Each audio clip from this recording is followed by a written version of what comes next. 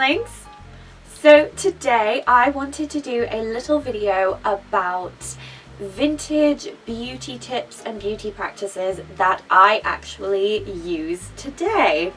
I think there are so many tips and tricks and hacks constantly going around in magazines, on YouTube and TikTok, Instagram, general social media, tips that people have that are passed down from family members, like, oh, my mum used to do this, all those kinds of things, and I really find it really interesting how one person's holy grail beauty practice can be something that another person says is completely wrong and that you should never do. Yes, some vintage beauty advice is not the best, but some of it is actually really valid and really sensible, so I thought I would share some of the ones that I use to help in my beauty regime. I do actually have a real vintage beauty book. This is by Jean Cleland. It is a Be Beautiful, a complete guide to beauty for women of all ages. This was published in the 1940s, I do believe. It does not have a published date in it.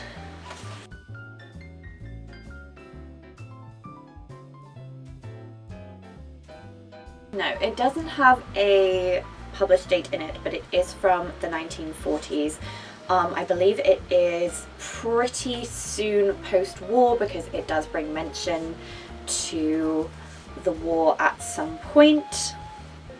A passage I really enjoy from this book is actually on the last page. And I'm going to read it for you. Many people just now are feeling tired and dispirited. Some have been through experiences that have sapped their courage.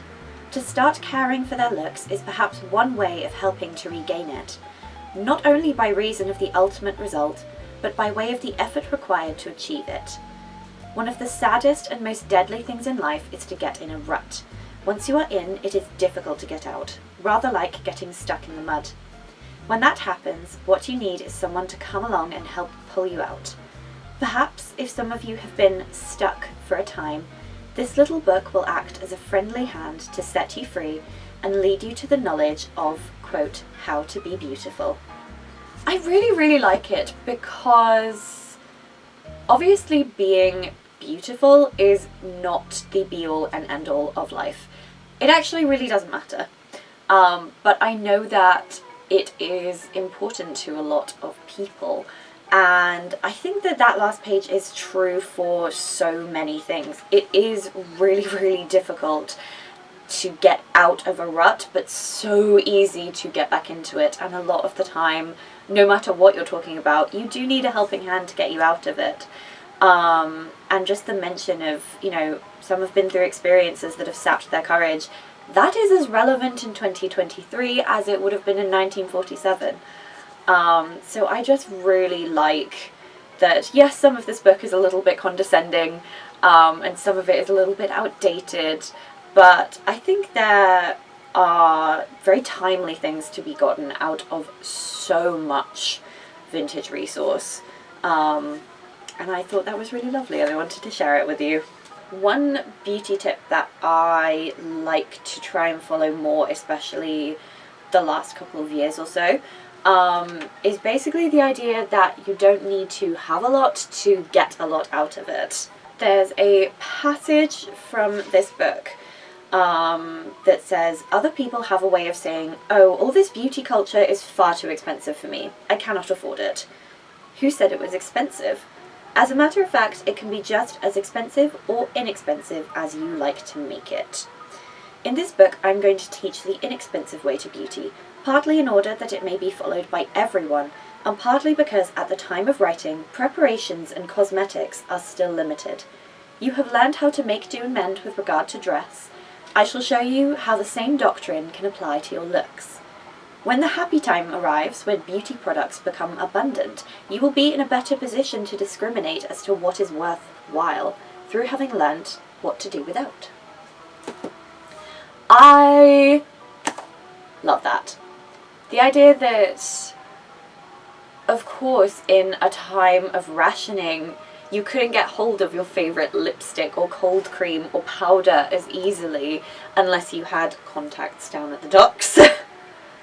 But that idea that you've learned to do without, so now when things come back into stock, you'll know what you want to be spending your money on, is really great. And it is true that, yes, there are a lot of makeup brands and skincare brands that are super duper expensive, and yes, some of the expensive products are really good, but there are so many really wonderful makeup and skincare brands that are so affordable, cruelty free, and really high quality.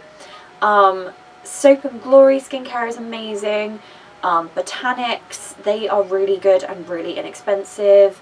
ELF or ELF, I'm not entirely sure which way we're supposed to say it, is really great and really inexpensive. Revolution Beauty and the sub-brands, I think it's Revolution Pro and I Heart Revolution, are some of my favourite makeup brands. Wet n Wild are really great and really inexpensive. Yes, there are pricier brands that I personally really love to use, like Too Faced, Bésame Cosmetics, which, you know, £20 for a lipstick is quite a lot of money, but I wouldn't consider that to be ridiculous, especially because it's a smaller business, it's all vintage reproduction inspired, and the products are such high quality, they last you for years and years and years, and a lot of them are quite sustainable, like the Cake Mascara, which you can buy refills for and then reuse. But the vintage notion that beauty can be achieved through not that much product and through inexpensive product is definitely something that is worth holding on to. Another vintage beauty tip that I love to use is washing your face with plain old soap. Now, this may not work for everyone, but my skin has gotten so much better since I swapped out face washes for just this really lovely soap from, I think it's Chateau du Savon. This is specifically formulated to be face soap. It is really lovely. As you can see, I have used it quite a lot, and when it runs out I will definitely be buying another one. And a tip that is actually mentioned in the Be Beautiful book is if you have a greasy skin, as they say, or oily skin as we may say today, to apply the soap with a complexion brush. And I really love to do that, especially when I'm feeling like I'm quite tired, my skin's a little dull and not feeling its best. I will rub the soap all over my face and then get a little bit onto this brush and buff in circular motions, and it is better than any scrub I have ever used. It is so wonderful, and I definitely recommend it. There are soaps out there for all skin types. There are specific face soaps. You don't need to just get like a bar of hand soap and start rubbing it on your face. Yes, that's probably going to dry it out. But there are specific soaps for the face that are wonderful and lovely. The next beauty tip I love to follow is the powdering your lipstick trick. So right now I have just applied my lipstick with a lip brush, which is another vintage beauty tip that I wholeheartedly recommend. Applying your lipstick with a lip brush is going to give you so much more control, a really beautiful shape, and a lot more ability to kind of correct minute details. So applying your lipstick with a lip brush is always something that I would recommend, but you don't want to leave just a cream lipstick, which was the standard back then, just, you know, loose, for lack of a better term, on your lips. And yes, of course, you can just normally blot with a tissue and that works great.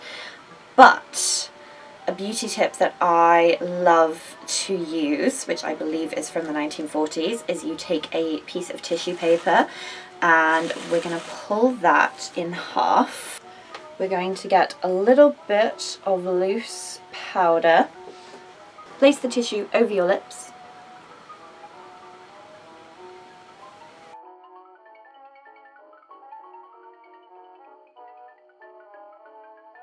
Powder right over the top.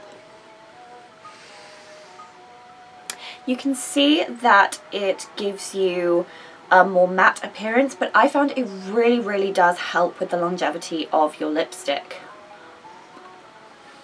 And of course, a double blot just to make sure. The next vintage beauty tip that I follow is not going to be a surprise to anyone who is looking at my hair right now, but it is of course the power of the wet set, and also washing your hair far less frequently.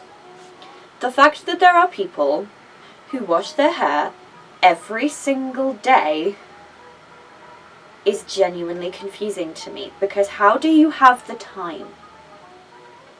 And what if, like, do you wash your hair and then you style it, and then you just, that night you just wash it out, and then you do the same thing again tomorrow?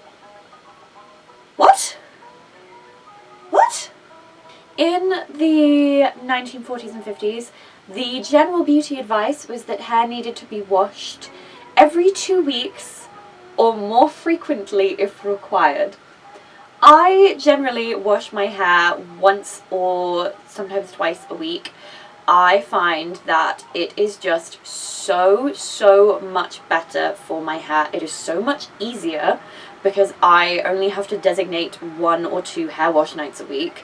It is so much better for my hair. My hair is so much healthier. It is happier. It's like fuller and bouncy and shiny. And the way that you're going to extend the life of your hair is by regular, frequent, thorough brushing. I like to wrap my hair up whilst I sleep in a turban or a hairscarf. And also wet setting. I find that wet setting makes your hair last so much longer between washes than if I just left my hair completely unstyled. So I use foam rollers and diluted Lotta Body setting water. Let me try that again. Lotta Body setting lotion diluted and mixed with water to set my hair into these lovely vintage curls. I'm really happy with how this set came out. It makes me feel like Elizabeth Taylor or Rita Moreno. I really like it. I try to avoid dry shampoo as much as possible because I find that using dry shampoo kind of feels like giving in. If I get to the point where I'm like, oh, I really need to use some dry shampoo, then I will. I have a spare can. But I try not to as much as is humanly possible because I find that it makes my hair almost feel more like it needs to be washed. If you are looking at my recent Instagram feed and realising that though it's tucked away in curls at the moment, I do have a full fringe, and you're wondering how the hell I only wash that once a week, the secret is I don't. I will generally go 3 days between washing my fringe. So if I wash my hair every 5 days, say I wash my hair on Sunday night, I will then wash my fringe on the Wednesday night. So I'll just pull the rest of my hair back in a hairband or a little shower cap, wet my fringe, put a bit of shampoo in it, rinse that all out, and then re-blow dry and style it. And then I can wash my hair on the Friday night, the rest of all of my hair. I find that this, really helps to hide if the rest of your hair is getting a little bit oilier, because the front of your head, your fringe, which is what people see, is like nice and shiny and like fluffy and fresh, and it just stops me from having Severus Snape stringy fringe. It's just the matter of the fact is that it's just helpful. But I use foam rollers to curl my hair and the little bendy roller things. You can also use pin curls if you are a pin curling aficionado. I personally am not. Or you can also use a heat set and pin curl that up. A really great way to do it might be to curl your hair in the evening, pin up those curls overnight, wrap them in a scarf or a turban, and then when you take them out the next day, you'll find that they last so much longer than just heat curling your hair in the morning. But generally wet sets are way healthier for your hair, they last so much longer, and they really extend the longevity of your hair between washes. A vintage beauty tip that I have followed before is doing your makeup and then going in a hot bath. This is something that Elizabeth Taylor was very known for doing, and it really does work very nicely. You do all of your makeup, and then if you have like a nice warm hot bath, it kind of takes away any of the powderiness, and it just makes you look really glowing and dewy and lovely. So this is a great tip. You can substitute, if you don't like baths or don't have a bath, for a dewy like setting spray. That is also a good option, but even maybe standing in a room with a humid shower, like not getting in the shower but just running the shower a bit and letting some of the steam go over, is going to have very much the same effect.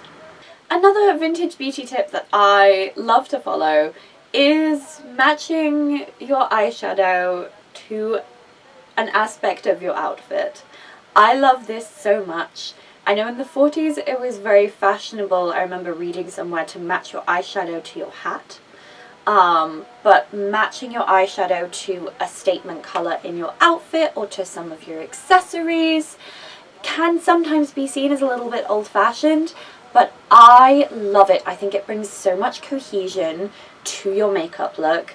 It is so lovely, it is so fun, and it just brings a sense of like harmony. A viewer of you might not even realise why you look so put together, because it can be quite subtle if you're just using like a matte, like lavender for example, all over your eyelid, but boy oh boy does it have beautiful results.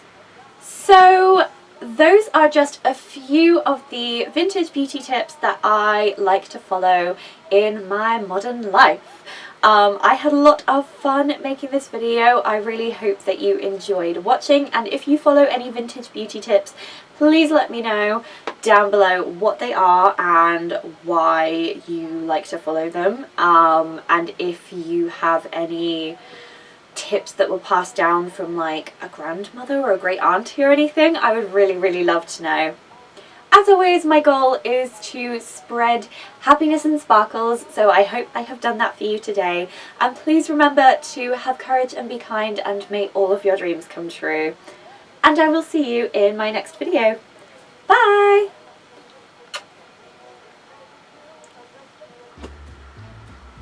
I've completely forgotten the words I was going to say. I'm hungry, that's not helping. Those are just a few of the vintage beauty tips. Oh no, I remembered!